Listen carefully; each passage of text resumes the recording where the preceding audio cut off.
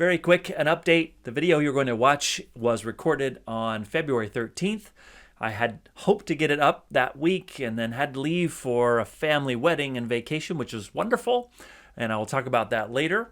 But today you're going to hear some thoughts that come from those couple of weeks ago. Interestingly, one of the things we talk about, because we're going to talk about baseball, is the lockout, which I had assumed by now would be resolved. So in the video, we don't know that yet. But by now, if you follow baseball, know that the lockout has continued and that opening day has been canceled. And who knows what's going to happen? Is it going to be 1994 all over again? He says, as if he knows baseball history. No, this is just Google talking. Okay, anyway, enough delay. Welcome back. I'm James McQuivey, working on the Year of Living Manly. And today is technically Super Bowl Sunday. I'm going to admit I won't be watching it because, for the first time in what feels like forever, neither the Pats nor Tom Brady are playing in it. So, why watch? Kidding. I kid. I get it. You can watch. But I have promised myself that I would get serious about sports this year. So, I do owe it to myself to do something. So today I had a great conversation with a wonderful friend of mine who I'll introduce you to in just a moment. He's going to basically walk me through how to get excited about baseball. Fingers crossed that baseball actually happens this year, right? We'll talk about that as well. Looking forward to sharing this great conversation with you right now. Welcome, Jacob. It's great to have you here with me. Yeah, thank you for having me. I appreciate it. Just some background here for everyone. So Jacob and his family are great friends of our family. When they moved to the Boston area for an assignment that his dad took here, we hit it off great. My favorite anecdote, Jacob, if I could share this, we invited Jacob's family over for Thanksgiving. I don't know if you remember this, and this is a couple of years ago, so it's been a while, but we're talking about food that we're going to have at Thanksgiving. We were talking about, who was going to bring what pies and all of that. And then, of course, the Hable family raised the important question of, well, will we be able to watch the games on Thanksgiving? Yeah. For people who aren't super sports interested, they probably respond the way we respond. It's like, oh, what games? Which is so funny, I'm sure, from someone's perspective, like your family. Like, tell me about the importance of watching games on Thanksgiving. Yeah, that's a great question. I remember that day, and I remember feeling like so happy to be with you. And I'm good friends with Logan, and so it was excited to be there. And frankly, because we've lived around the world a lot and overseas, we don't really get the chance to celebrate Thanksgiving the American way. And so it was exciting to have an invitation from you, and we knew your craze for pies as well on Thanksgiving, so we're excited for that. But the one question that me and my dad had beforehand, we kind of talked to each other, we're like, I don't think the games are going to be on, so we're going to have to see. And like, if it's not, that's okay, we'll just enjoy the Thanksgiving as it is. But you were gracious enough to, I think, set up an antenna downstairs, and we ended up watching it. But yeah, I guess rarely do you get 3 games back to back on a weekday. And so it's kind of fun to just, you go back for your third or fourth, course of food while watching the football and just kind of hanging out with it. So. Yeah, it was great because, well, first of all, we don't even have cable. So it's not like we could just, what channel is it on and set it on? We had to get a digital antenna that, we got a pretty decent signal and we could route it down to the basement, and you guys were able to watch at least much. I remember watching it a little bit. So. Okay, good. So let me just make sure I understand. Thanksgiving, these are college games or pro? These are NFL games, yeah. They are. We'll have 3. When is it that is it like the New Year's week that all the college bowls are played? When is that? Yep. Yeah. Right around December 31st, January. Okay. They have all of the college. Okay. So Thanksgiving is NFL, college is end of December. All right. See, these are things I just don't know. And it's great of you to not roll your eyes and be like, really? Do you not know this stuff? So anyway, you're also generous enough to join us right before you're heading off to church. I appreciate that. We're already home here in Boston, and I've already had a nice family meal, and I've already changed here to my civilian clothes. But tell me why you are in a new city. You just moved into a new city this week, and it's pretty exciting news, and it's related to our conversation today. Why don't you tell us what it is? Yeah, so I'm currently living in St. Paul, Minnesota, in the Twin Cities area. And in December, I was offered and accepted a internship with the Minnesota Twins. So I'll be working in their Nice. radio broadcast production for the entirety of the Major League season. So Is it fair to say that this is like a dream internship for you? absolutely, yeah. It still hasn't hit me yet, and my first day of work is tomorrow. So just the idea of reporting for work at a Major League stadium hasn't sunk in yet, but absolutely, It's about as good as it gets, right? yeah, Now, so you're a sports guy in general, but I asked you to join me today because your thing is baseball. Is that fair? yeah, yep. And that's where I want to start. So I did play little league ball when I was a kid. I wasn't great at it, and I grew up in a time where you kind of had to watch baseball, or otherwise you had nothing to talk about with the other kids at school, which was fine.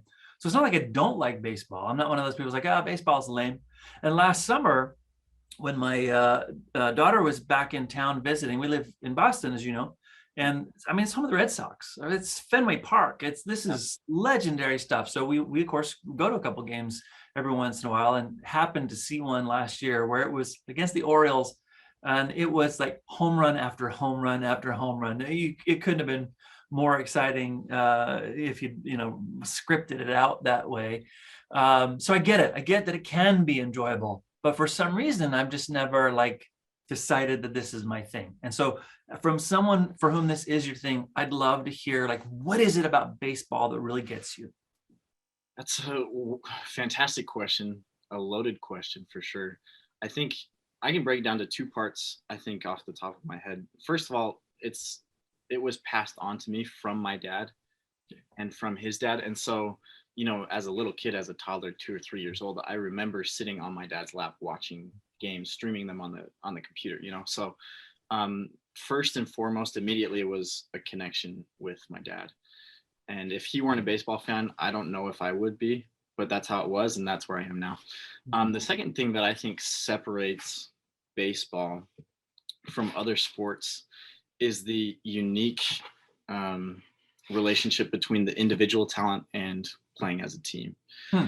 And one of the things I love is you can't hide. When you're in the batter's box, it's you and the pitcher. There's no passing the ball off to somebody in the corner. Oh, There's interesting. no hiding behind your blocker, right? And I love basketball and football and hockey, but it's you. It's just you. And there's no running out the clock. You could be down 10 runs in the bottom of the ninth, but you can't just give up the game. You have to go, and they have to get you out 3 times. So, like you said, the game that you went to in Boston was super exciting and lots of home runs. And sometimes that happens. As a baseball fan, sometimes there are games that I watch, I'm like, that was a dud. Okay, so it's okay to say that. Absolutely, absolutely. But the idea or the anticipation of is something amazing, something historical could happen at any point in time. And if it's going to happen, I want to be there to watch it. And so I guess the question is, how much time are you willing to put in for perhaps little return or great return, right? So actually, I learned something from you. I had never stopped to think about the fact that every guy in rotation has to get an at bat, and it is not like that in football. I mean, when I played football, again in middle school, I was tall. I was almost 6 feet tall, and so they just put me on the line, which was sweet for me. Don't try to hand me the ball because I don't know what to do with it. But I could just sort of sit down there and block and have someone trip over me. That was about as good as it was. But you're right. In baseball, everybody has to get at bat. That's huge. Yeah, and there's still a team aspect, right? And there's an entire science behind how you order the lineup and who you put where so that the people behind them can get better pitches or whatever. So it's definitely still a team aspect, and especially on defense, turning double plays or the pitcher relying on his defense to make outs. But it is very individual as well, and so I like the unique combination between. I like that. You also brought up the fact that there's no clock to run out. That is also a unique part of this game, isn't it? Maybe bowling is like that too. I don't know. But the question for you: so, how many stadiums or parks have you been able to visit in pro ball? That is a great question. I probably should have thought about this before. I've been to of the current stadiums because I've been to a few stadiums that are no longer in use. Oh wow! Current stadiums, I've probably been to about a dozen or so. Okay. Most almost every stadium on the East Coast, and then a couple just dotted all over. I took a road trip last year with my roommate through Arizona and California. Okay. We hit all of the Southern California stadiums as well as Chase Field in Phoenix. So yeah, I would say about a dozen or so, maybe a little more. Well, let's just be honest. I mean, Fenway Park is the one, right? Hands down, and that's what I say to everyone all the time. I would take Fenway over. Yeah, Fenway's pretty. I mean, I'm not, like I said, I'm not a huge baseball guy, but I am pretty excited that the park that I can just go to 30 minutes from my house is Fenway Park. So, Yeah, yeah. Favorite team? Who is it? you know, this is a hard question to ask. I guess I'm contractually obligated to say the Minnesota Twins right now. I grew up watching the Twins. My dad's from Minnesota, so it's Okay. not far-fetched to say that. But we moved around a lot, and so part of my growing up was we moved to a new city, we adopted a team, and so I was 13 when we moved to Boston, but we were coming from the Philippines, and Yeah. so I hadn't been in the United States for a while, and it was like, oh my gosh, we're gonna be in Beantown, like City of Champions. Like I got to get behind all of the teams: Pats, Celtics, Bruins, and the Red Sox. And so, I grew up in Washington D.C. I usually say the Washington Nationals, but I, follow the Red Sox, work for the Twins, love the Twins. So it's kind of a mix. And I get heat about that from diehard baseball fans who are saying, you can't have more than one team. And I say, you know what? That's okay, because fandom is personal, and if this is the way I want to fan, then that's how it goes. But Love it. And you used fan as a verb. I like that.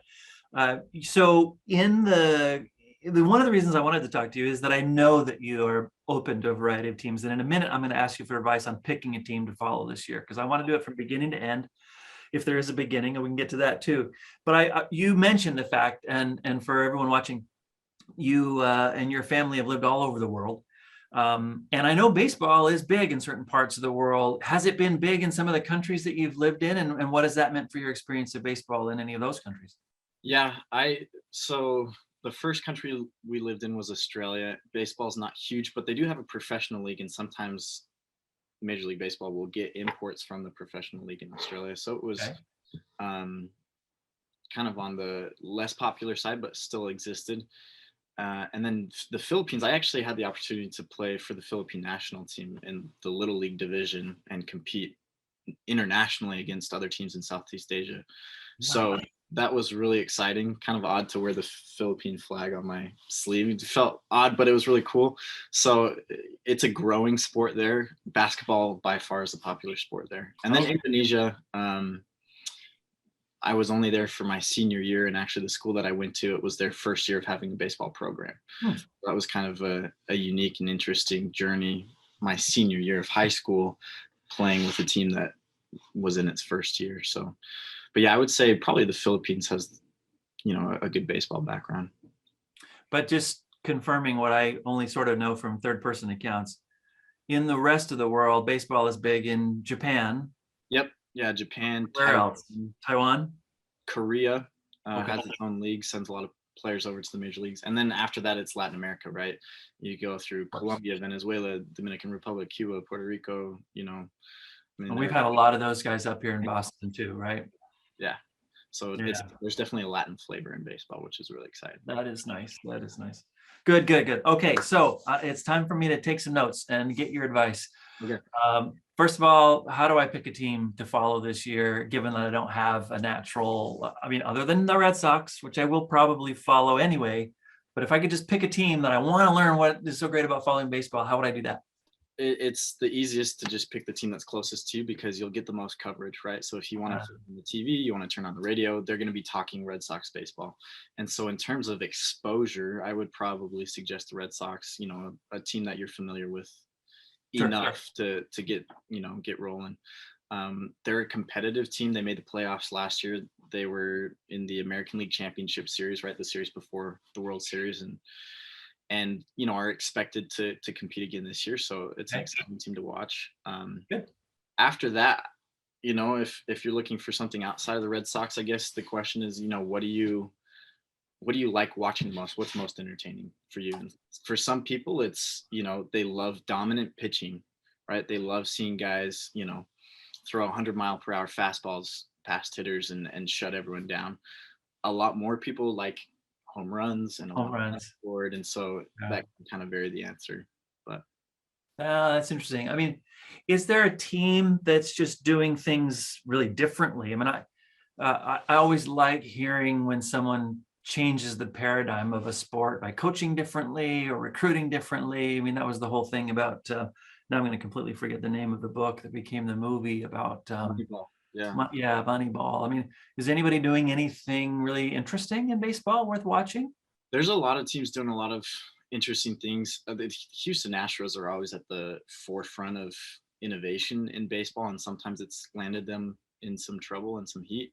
Other times it's allowed them to have a lot of success. They've made, I think, 5 uh, LCSs in a row now, which is big. Oh, The Tampa Bay Rays are very analytical and kind of a Moneyball approach to some extent, but there's definitely a wave across baseball of youth, and the shift in culture is, before it was very much a quiet gentleman's game.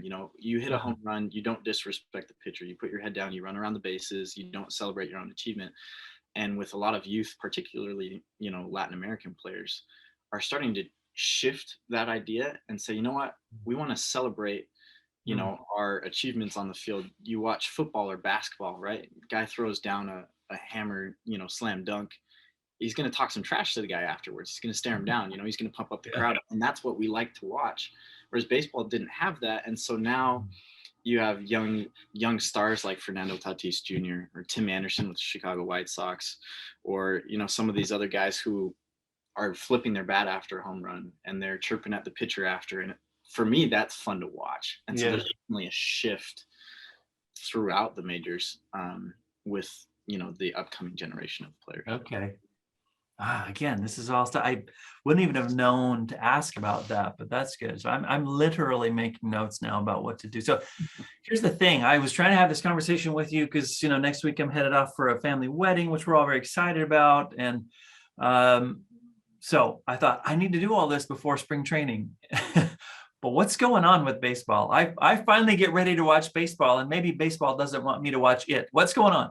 Yeah, no, you put it perfectly, and frankly, that's the frustration right now with lifetime fans, but also realizing that baseball is low on the list in terms of popular sports in America, and Hmm. if we want that to change, we need to have a product on the field. And so, right now, with the collective bargaining agreement, basically, the how the league is run financially, right? The agreement between the players and the Players Association and the owners and the commissioner about contracts, or all of the financial business. And so it expired at the end of last year and they haven't made an agreement. And so in an effort to expedite that process, the commissioner instituted the lockout Okay. to try and spur conversation. But right now it's been very slow and not a lot of agreement. And so, yeah, we're running the risk of missing spring training. um, it's really frustrating, and it kind of feels like, Major League Baseball, do you understand Hmm. this isn't going to help anybody, right? So we're waiting to see what will happen, but it is frustrating. So the lockout was actually a mechanism designed to accelerate the resolution, but it doesn't seem to be having that effect. Yeah. The fear was that if they didn't go into a lockout, the players could go on strike because they didn't I agree see. with the agreement, I and see. they didn't want that to happen. So they instituted the lockout just to spark some conversation. So I see. Okay. Well, so from a fan's perspective, my job is to just sort of get ready and, fingers crossed, hope and pray kind of thing. yeah, There's no, that's what we're all doing. I mean, there's a lot of nitty gritty behind the yeah. negotiations, and dotting the T or dotting the I's and crossing the T's. But yeah, as a fan, just hoping and waiting to see when they actually make an agreement and when spring training starts. So Okay. Okay. Let me ask you this question. I had a good friend here, an older gentleman. Actually, his experience reminded me, your experience reminds me a little bit of his. He grew up as a really young boy, and his father would take him to see the then Boston Braves. Does that sound correct? yep. And he learned how to hand score the game, which I don't even know what that means, but he would describe it to me. It's like I would sit there in the park and hand score the game, and he kept all of these score sheets that he'd done from when he was a little boy watching the Braves and then later the Red Sox. And so, I mean, this guy was already old when he passed away about 15 years ago. But that experience of well, obviously we do this as a family. That means a lot. And you expressed that perfectly. But this idea that you would be interested in scoring the game, what do people do that anymore? Or was that just something of like, like collecting bottle caps back in the 30s? What is that, and why do people do it? Yeah, it definitely is a lost art, I would say. There are still fans who do it in the stands. It's usually older generations. I've only done it on a few occasions. I went on an East Coast baseball trip to see the different stadiums on the East Coast with my father and grandfather, and we set some rules for the trip. But we had seen games in New York, Philly, Washington, and Baltimore, and also made a trip to the Hall of Fame in Cooperstown. And one of our rules was one of the three of us has to score a game. And so we kind of rotate, and we saw maybe 5 or 6 games. So we each got a chance to do it once or twice. And you know what? Like as an aspiring broadcaster, it's something that I have to understand, because when you're giving play-by-play, you're describing the action. You have to be able to look at your notes and quickly decide, what did this guy do his last time up, or how many pitches is this pitcher at, or whatever. And so it helps broadcasters kind of keep track of that stuff. For fans, I guess it's a way for them to feel a part of the game and keep you engaged, right? And the pace of baseball makes it easy to kind of zone out for a little bit, which some people like. They want to be able to do other stuff while the game's on. But for some fans, if they feel like they want to be engaged, it's a way to be engaged every pitch, right? Every pitch you mark down, okay, ball, okay, strike, now the count's 1-1. Like every pitch you're marking down. And so it's a way to kind of feel more involved with the action. Interesting. Yeah, you're genuinely there with the team at every step, right? The relationship that people have with the Red Sox, at least from what I've seen, is very personal. It's about their family. It's about their identity. And as you can imagine, when I was here in 2004, when the Red Sox finally got back and won the World Series, and I remember I was teaching at Boston University, and we had a class scheduled for a 9:30 start the morning after what would be the game where the Sox would win. And the students, the class before had said, like, this could be it. They could win. Are you going to expect us to come to class the next day? And don't tell the administration this, but I basically said to my students, I expect you all to be here, but I won't know about it because I won't be here. Yeah. And they're like, oh, you're the coolest. Like, I'm not trying to go for the coolest. I just happen to know that if I show up here, half of you won't even be here and the other half won't even be feeling very well. So anyway, the Red Sox means a lot to people, and I guess baseball anywhere can mean that to people, can it? Yeah, it does. I've had experiences. I remember my freshman year of high school, we were in Boston. It was when they won in 2013. I remember telling my math teacher, she asked me why my grades were down. I was like, I'm up till 12 o'clock every night. I was like, I promise I'll fix them after October, but right now this is just reality. And I remember in 2016 as well, my senior year of high school, I'm not a Cubs fan, but the Cubs hadn't won in 108 years. Yeah. And I was living in Indonesia, so it's in the middle of the day, and I was watching the game, and I had to go to my science class. And I remember walking in and telling my teacher, look, I'm watching Game 7 of the World Series. I can either sit in your class and participate maybe a little bit, but mostly be watching, or I can just take the absent and go to the library and watch. But I'm letting, what would you prefer? If you want me here, just know that I'm going to be watching the game.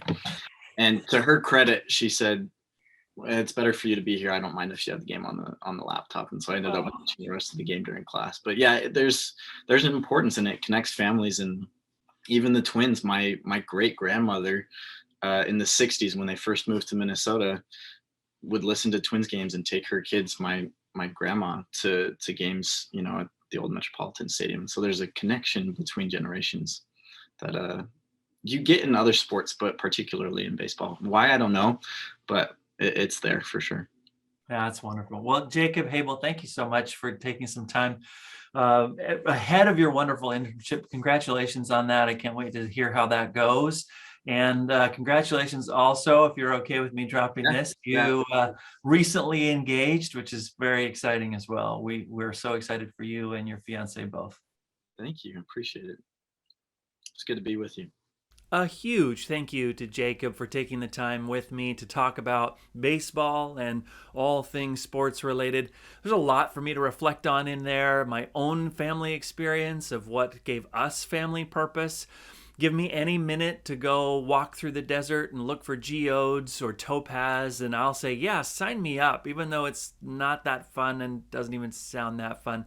But for similar reasons, it's something that I did with my father when I was a boy. My father did with his father when he was a boy. And I can see the draw of that thanks to Jacob's experience. I have to do some thinking about what my children will look back on and say, what were those things that we did as a family that we want to share with our children? It won't be sports. It's too late for that in the case of our children. But there are things that I think I have handed down to them that I hope that they will value from myself and from my wife. And that's part of the family. And if that's your experience of sports, well, I can definitely relate to that part for sure.